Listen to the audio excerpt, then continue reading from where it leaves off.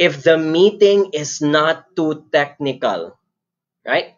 Skip the for your information slides or any background, right? And send a pre-read deck instead. So what do I mean by a pre-read deck? For those who may not have encountered this yet, a pre-read deck is an attachment. It could be an MS Word, a PowerPoint, a PDF. It could be a website. It could be a link. It could be an attachment sent via Google Drive or Microsoft OneDrive that attendees can digest in advance before the actual meeting. These are usually for example, if I'm a consultancy company and I'm meeting a client, instead of spending too much time introducing myself to the client, I'll be sending them a pre-read deck about what my company does. This way, I'm asking them to read it in advance so that during the meeting, we can skip that part and go straight into discussing what do we need to do? How much is the price? What are the logistics and the admins that are concerned for this project? So that way, you don't lose the very reason why you set up the meeting, because that's my biggest issue. You're given 1 hour, 30 minutes is spent on introduction, and you only have 30 minutes or 15 minutes left. That's not enough time to make decisions. Your goal is to make ample time that decisions are thought well by all the participants. So what I like about pre-read decks, number one, instead of putting them into slides, which can even set you back with a lot of time, don't make those slides. Send them what you already have. If you have a brochure, if you have a PDF, if you have a website of your company's products, send that to them. Make them read it. Make them digest it. And by the way, when you're sending a pre-read deck, don't send it a day before, because that's just rude. Send them a week before, 3 days before, 4 days before, so that they know that they are given enough time to also digest the document. Number two, because you're sending them a pre-read deck, it saves you X amount of minutes from discussing the easy stuff. I discussed this a while ago. The goal is that you have more time for decision making. And finally, number three, here's my litmus test, and this is the tricky part that I'm always curious to know. Whenever I send pre-read deck, I find ways in discovering who opened my attachment. So there are a lot of software like this. If you attended my private webinars, if you've been one of my clients, one of my favorite free apps is called, there are so many of them on the internet. One of them is HubSpot.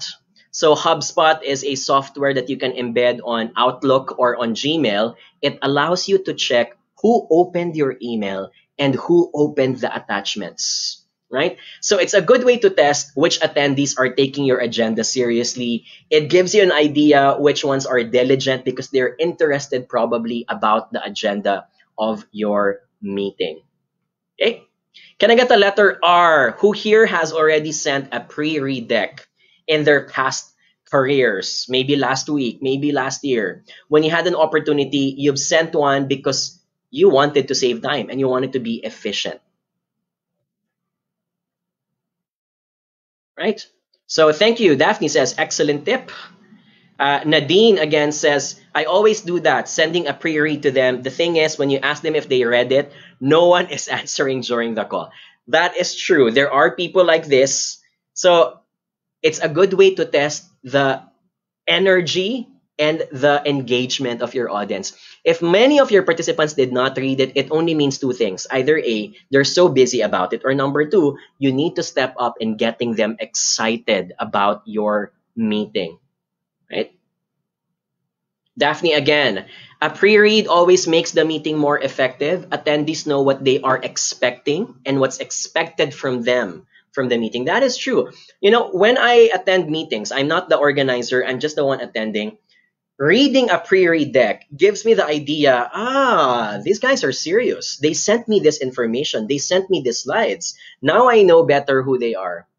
Because most of the time, people research about a stranger by stalking them on Google search, right? So you don't get to curate what kind of image you want to portray to them. If you send them a pre-read deck, you get to control how you are portrayed by that party, especially if you are meeting them for the first time.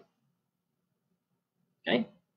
Oh, I like this also from Hubbard, so that they can come prepared with their inputs. So here's what I like about pre-read deck. Sometimes when I'm in the mood, I don't just ask them to read it, I give them assignments. And so in my meeting invitation, I say it out loud, please read the deck and please come to the meeting with the following questions answered, and I'll be randomly asking some participants to share their inputs. Question number 1, question number 2, question number 3. That way, you already manage their mindset into knowing that these are going to be asked during the meeting and that they may prepare for it also.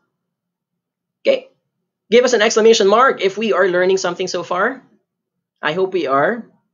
Again, there's a disclaimer here. Pre-read decks may take time.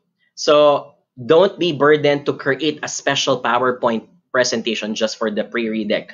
You can send them any other document, right? A website, a link, an existing PDF or brochure, whatever it is that they can read up, rather than coming to the meeting with zero knowledge about what is going to happen.